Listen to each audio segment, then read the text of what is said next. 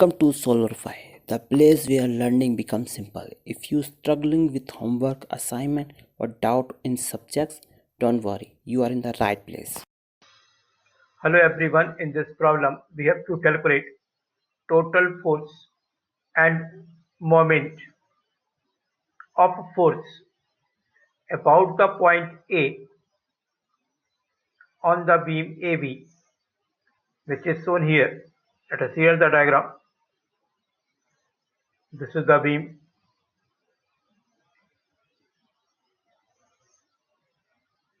This is A point.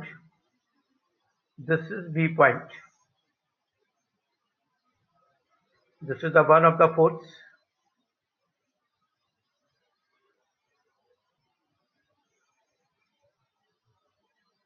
This is 3. This is 4. This is 5. So this angle is theta. And the force is, you can call it to be F1, 2.5 kilonewton.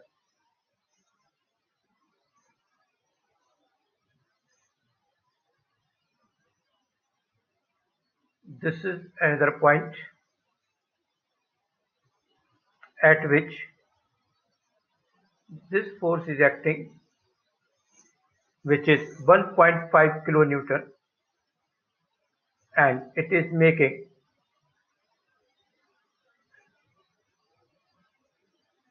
30-degree angle with vertical. This is the point B on which 3 kilonewton force is acting. Name it to be F2 force. This is F3 force. This is your y-axis and this is the x-axis.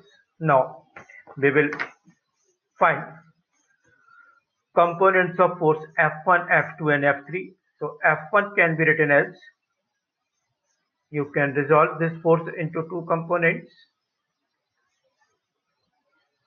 This angle theta as shown in the figure. So you can write minus 2.5 sine of theta I cap minus 2.5 cos of theta j cap. Now we will substitute the value of sine of theta. You can see the figure in this triangle. You may measure the sine of theta and cos of theta. Sine of theta would be 4 by 5. Cos of theta will be 3 by 5. So on solving, this F1 force will be, F1 force we will get minus 2 I cap minus 1.5 j cap kilonewton. Now we have to calculate F2 force in component. F2 force, you may see from the figure, it can be resolved in two components. It will be 1.5 sine of 30 I cap minus 1.5 cos of 30 j cap. Substitute the value. 1.5 sine 30 is half minus 1.5 cos 30 root 3 by 2. This is I cap and this is j cap. When you simplify, this force would be 0.75 I cap minus 1.3 j cap newton. Now F3 force is along negative y-axis. So this can be written as minus 3 j cap newton. We have to find the resultant of these forces. So resultant force acting on the beam will be F1 plus F2 plus F3. Now we have to substitute the value.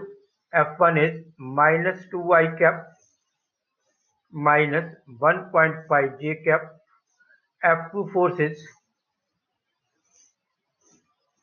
0.75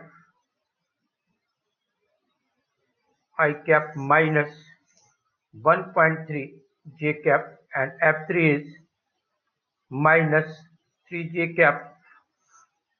So resultant force would be minus 1.25 I cap minus 5.8 G cap kilonewton. Now you can draw the diagram for it. This force can be expressed like this: resultant force. This is the resultant force. This angle you can measure. Its magnitude you can obtain minus 1.25 whole square, and this value will be around 5.93 kilonewton, and angle theta you can measure. Direction already I have drawn, so theta will be tan inverse of 5.8 divided by 1.25. This angle is approximately 77.8 degree. Now we have to measure the moment of force. Moment of force about the point A, due to all forces we are measuring, so it will be the point at which F1 force is acting. We can mark as a P point. See the figure.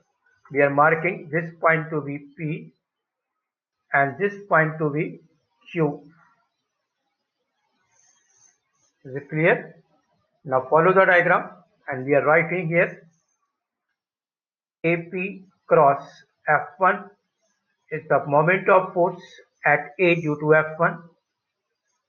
AQ cross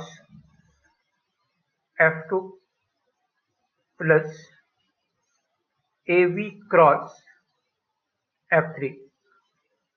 Now from the figure you can see AP vector is 2i cap cross F1 we have minus 2i cap minus 1.5 j cap. AQ is 4i cap cross F2 vector 0.75 I cap minus 1.3 j cap plus AB vector. AB vector is 6, sorry, it is 8. See the figure, you will find this value will be 8. So 8 I cap cross minus 2 j cap. When you simplify it, you will get, if you simplify it, you will get minus 3k cap minus 5.2 k cap minus 24. I have to do the correction here. The force is 3 Newton. So I am making the correction here. This is 3. So minus 24 k cap. So this will be around, when you simplify it, this will be around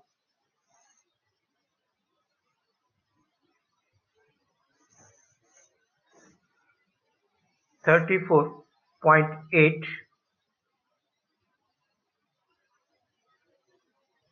or you may write unit is kilonewton meter, or this could be written as 34.8